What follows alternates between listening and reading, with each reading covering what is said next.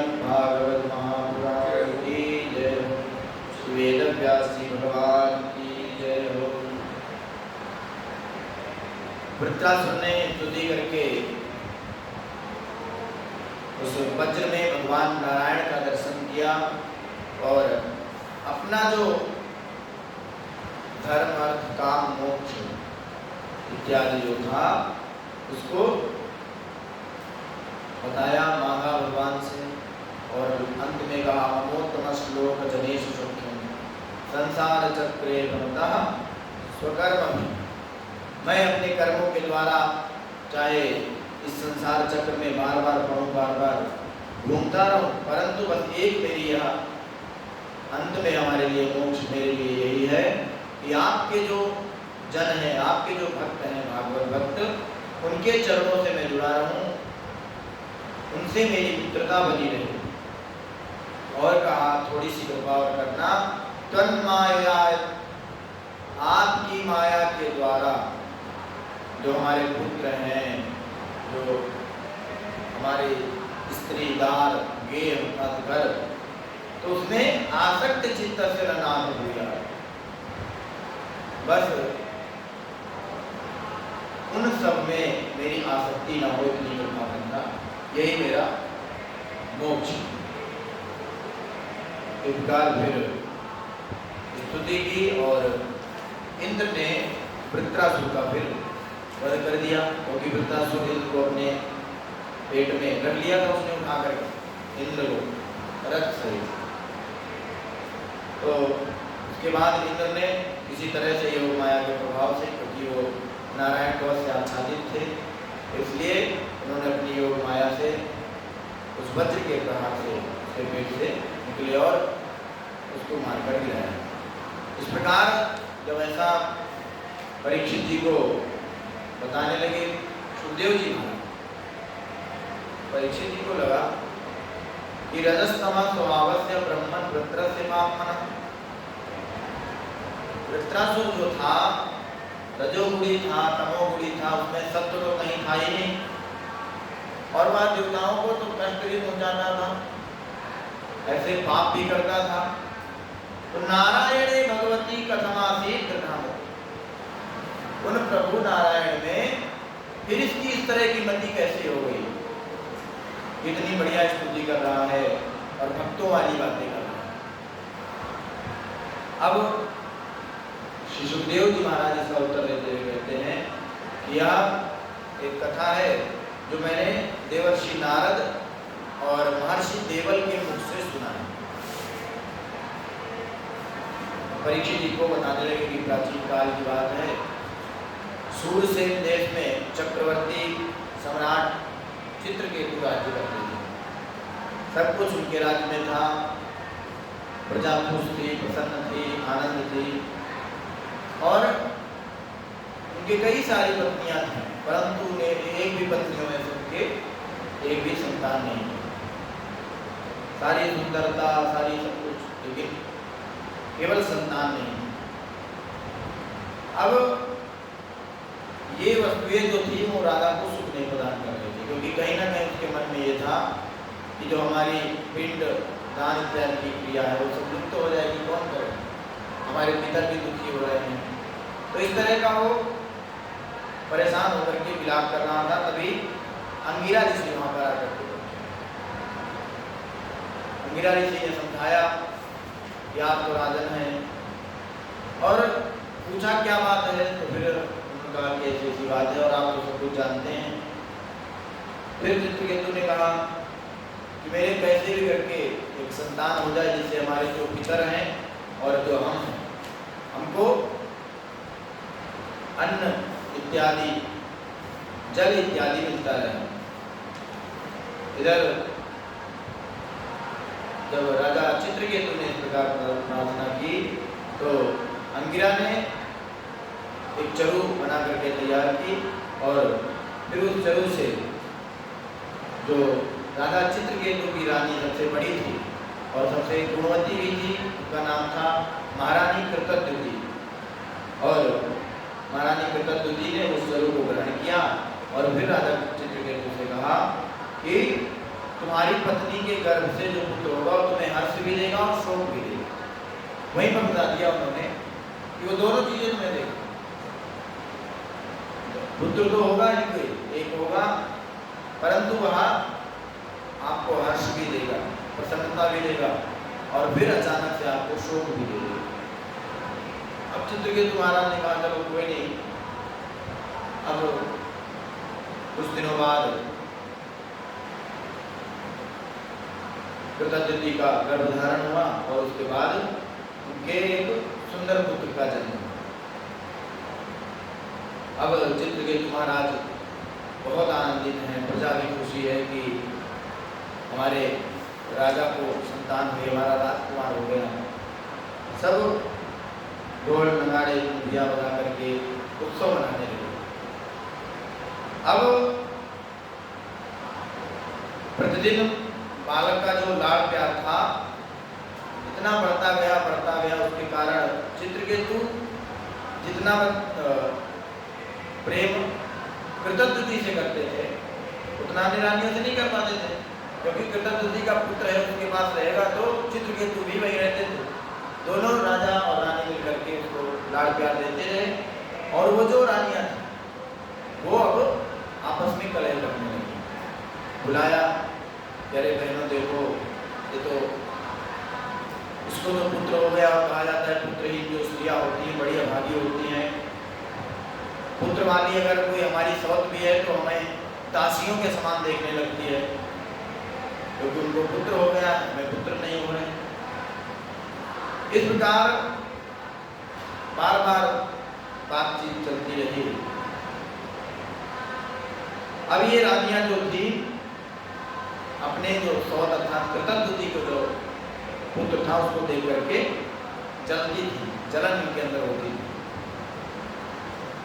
अब ये जो इनके अंदर की जो कलह थी उन्होंने क्या किया कि जो पुत्र था उसको विष दे दिया। विष दे दिया तो जो भी इतना बच्चा छोटा होगा उसको अगर विष मिलेगा तो क्या ही उसकी मृत्यु होगी। इधर आई कृतज्ञति ने देखा, पता नहीं लगा कुछ, रोने लगी। सभी स्त्री पुरुष वहां आ गए, बड़े परेशान हो गए। और देखिए वो जो रानियां थी वो जानती थी कि हमने विष दिया, वो भी आकर के झूठे में प्रेमाखंड करने लगी। अरे क्या हो गया, एक ही हमारा पुत्र था किसी तरह से आया, तो ढोंग करने लगी। और इतना ढोंग कि जैसे वो उनकी जो माता थी वो नहीं रो रही थी, उतना वो छाती पीट पीट के रो रही।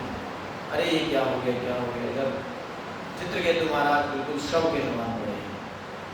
अब उनको वो बात याद आ रही है कि महर्षि अंगिरा ने कहा था कि हर्ष भी देगा और शोक भी देगा। फिर महाराज चित्रकेतु को समझाने के लिए नारद जी और अंगिरा ऋषि पहुंचे और वो फिर चित्रकेतु अपना दुखड़ा सुनाने लगा कि मुझे किसी न किसी तरह से पुनः उस पुत्र को एक बार दिखा दो।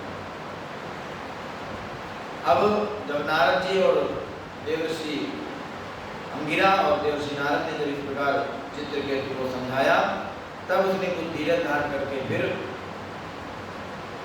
किसी तरह से संभल करके और फिर उसने कहा कि आप एक बार किसी न किसी तरह से, अब देखिए मतलब इसमें ऐसा प्रतीत होता है, इन्होंने कहा कि अंगिरा ऋषि से चित्रकेतु ने पूछा कि आप कौन हैं। तो अंगिरा ऋषि तो पहले भी आए हुए थे, फिर ये भूला क्यों? ये भूल गया इसलिए क्योंकि इसके अंदर अज्ञान आ गया, विद्या आ गई। और उस समय इसके अंदर ये था कि किसी न किसी तरह से परमात्मा बुद्धि थी कि परमात्मा का भजन करके किसी तरह यजन करके मुझे पुत्र की प्राप्ति हो। परंतु ये पूछ रहा है कि आप कौन हैं, आप अवधूत वेशधारी लग रहे हैं, आप लोग हैं कौन, कृपा करके बताइए। अब अंगिरा जी ने कहा कि अहम ते पुत्र कामस्य पुत्र दोस्मि अंगिरा नृप। आपने कहा था ना पुत्र मांगा था, वही पुत्र देने वाला मैं अंगिरा हूं। और हम दोनों लोग यानी कि नारद जी और विराट जी ने कहा कि हम अनुग्रहाय होता आपके कल्याण करने के लिए आए हैं, इसलिए इस अवस्था में तुमको शोक नहीं करना चाहिए। फिर बताने लगे कि ऐसे आत्मा आदर है, हमारे नाम भी जानते हैं, श्रीमद् भगवद गीता में भगवान ने कहा है अच्छे जो बचा। तो उन्होंने कहा ये कोई भी नहीं मरती, ये अच्छेद्य है, अदाह्य है, अशोष्य है, और तो और कहा नित्य नित्य है, सर्वगता सब में सबके अंदर है, अचलो यम सनातन।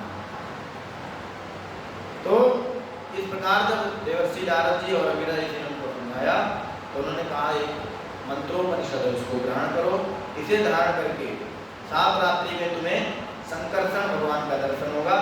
और उन्होंने कहा कि भगवान शंकर आदि ने भी संकर्षण देव के चरण कमलों का आश्रय लिया था, इस प्रकार फिर तुम भी मतलब जल्दी से उनका पूजन करके शीघ्र ही उस परम पद को प्राप्त कर लो।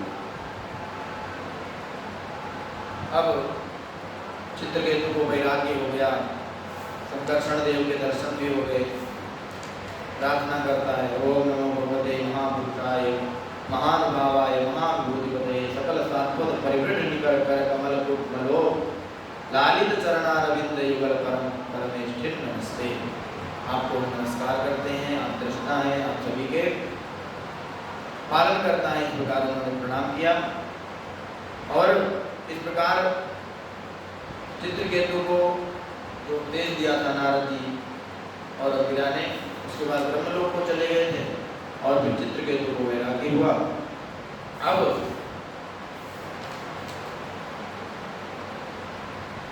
ये चित्रकेतु महाराज हो ना हो किसी न किसी से गलती तो हो ही जाती है। अब चित्रकेतु महाराज उन अनंत भगवान की प्रार्थना करके और उनसे प्रसन्न होकर के फिर भगवान ने कहा कि तुम मेरे दर्शन से भली भांति सिद्ध हो चुके हो और अब तुम्हें सबके साक्षी अर्थात मेरा मायातीत परमात्मा का ही स्मरण करना चाहिए। भगवान ने कहा कि इन कर्म के पचड़ों में मत पड़ो, अब तुम सिद्ध हो चुके हो, इसलिए तुम्हारे लिए अच्छा यही है कि तुम मेरे भक्त हो जाओ। इधर चित्रकेतु महाराज जिस दिशा में भगवान शंकर अंतर्धान हुए थे उन्हें नमस्कार करके उसी दिशा में विचरण करने लगे। अब चित्रकेतु उसी दिशा में घूमते घूमते एक दिन अपने तेजोमय विमान पर सवार होकर के जा रहे थे। इसी समय उन्होंने देखा कि भगवान शंकर बड़े बड़े सिद्धों के बीच में, चारणों के बीच में, गंधर्वों के बीच में बैठे हुए हैं और भगवान अपनी अर्धांगिनी अर्थात भगवती पार्वती जी को अपनी अंक में बैठा करके आलिंगन किए हुए। यह देखकर जो चित्रकेतु था वो विमान पर चढ़े हुए उनके पास चला गया और जोर जोर से हंसी उड़ाने लगा, कहने लगा एष लोक गुरु साक्षात् धर्मं वक्ता शरीरिणाम् आस्ते मुख्यः सभायां वै मिथुनी भूय भाग्यया। कह रहे हैं कि ये तो लोक गुरु हैं, जगत गुरु हैं, साक्षात धर्मम वक्ता है, साक्षात धर्म के वक्ता हैं। किसके लिए? बोले शरीरिणाम। और इस प्रकार की सभा में ऐसे बैठे हुए हैं, बोले मिथुनी भूय भार्या, अपने अर्धांगिनी को अपने अंक में बैठा करके बैठे। फिर बड़ा कह कह करके हंसने लगा।